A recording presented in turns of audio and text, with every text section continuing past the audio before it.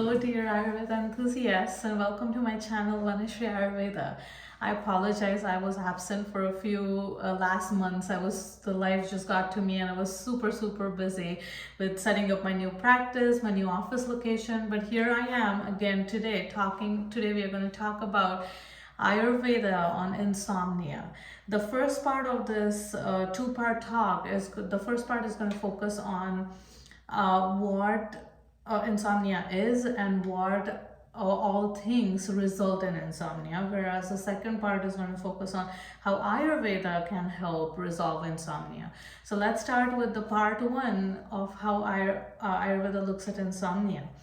What exactly is insomnia? Up until now, you must have at least experienced 1 or 2 nights where you have not been able to sleep. Maybe it was because of your homework that you had to submit, maybe it was something that you had to present the next day, or stress, or change in your schedule, or jet lagged if you were jet lagged, So everyone has experienced insomnia at one point in their life. But insomnia, if it's short-lived, it's fine, right? You can deal with it, you can handle it. But if insomnia is a long-lived symptom or a long chronic symptom, it starts affecting various levels of your health. What could it do if at all you have insomnia, right? First of all, let's look at what keeps you up or what keeps you away from sleeping. One could be chronic stress or some illness that you're suffering, like sleep apnea or congestion. Just simple congestion at night could also keep you up. So identifying if you have a chronic illness or chronic stress is something that could keep you away from healthy sleep.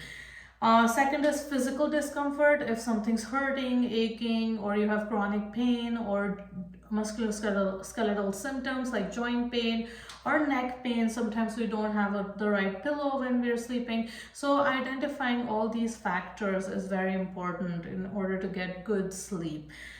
The third could be environmental factors, if your room is too hot, too cold, or you're in summer and you're with a person that's too hot, or that season is not apt for good deep sleep, right? So all these factors affect your sleep very minutely or subtly. Another would be mental health disorders, that is anxiety, depression, things like that, right? Now, what Ayurveda says is sleep is one of the 3 pillars of good health, right? Or the best optimum health. What are the other 2? So the first is proper diet, a good restful sleep, and the third is balancing your sexual energy. All these 3 together create a tripod on which your health stands. So it's called as Trayopastamba, that is 3 pillars of health, of good health. Now, if we are imbalanced in any of these areas, you will see that your health is getting affected on various different levels or layers of existence. Losing sleep can have serious health issues or consequences. Some of the consequences could be impaired cognitive ability, a lot of stress accumulating in your body. It could be impaired judgment. It could be accidents. Like if your cognitive ability is impacted, you cannot focus, right?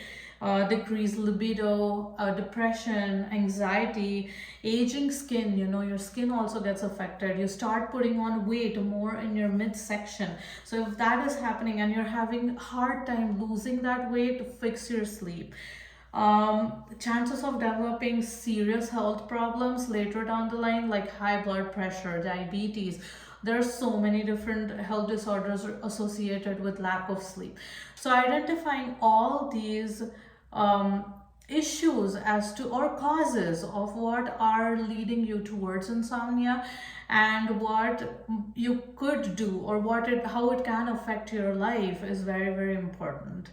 So I hope you liked the part 1 of the video, and now we are going to move to the part 2 as to how Ayurveda can help and how Ayurveda looks at insomnia. Thank you for listening, and listen to the part 2.